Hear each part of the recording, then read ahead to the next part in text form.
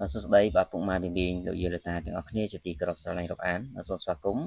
មកកាន់វីដេអូទម្រើឆ្នោតយួនបាទសម្រាប់ថ្ងៃទី21ខែ10ឆ្នាំ2025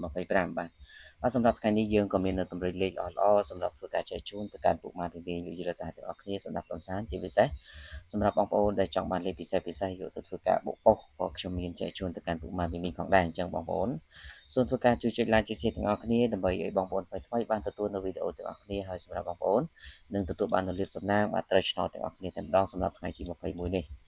អញ្ចឹងកុំឲ្យខាត់ពេលយូរយើងបងប្អូនពុកម៉ែនេះយើងចូលទៅកាន់តម្រុយតែម្ដងសម្រាប់មក10:35នាទីសម្រាប់ឆ្នោតយួនថ្មីបាទសម្រាប់ឆ្នោតយួនថ្មីព្រឹកនេះបងប្អូនគឺសូមធ្វើការលេខខ្ទង់10និងសូមធ្វើការលេខខ្ទង់8សម្រាប់ធ្វើការអូចំពោះខ្ទង់10នេះយើងបុក10គាត់11លេខ A B C D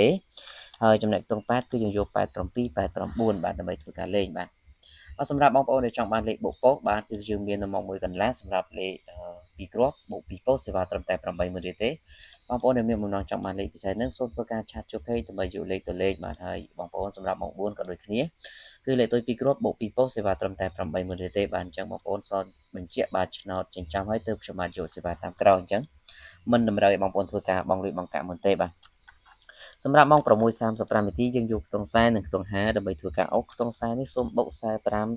46 47រីឯខ្ទង់50វិញគឺយើងយក50គាត់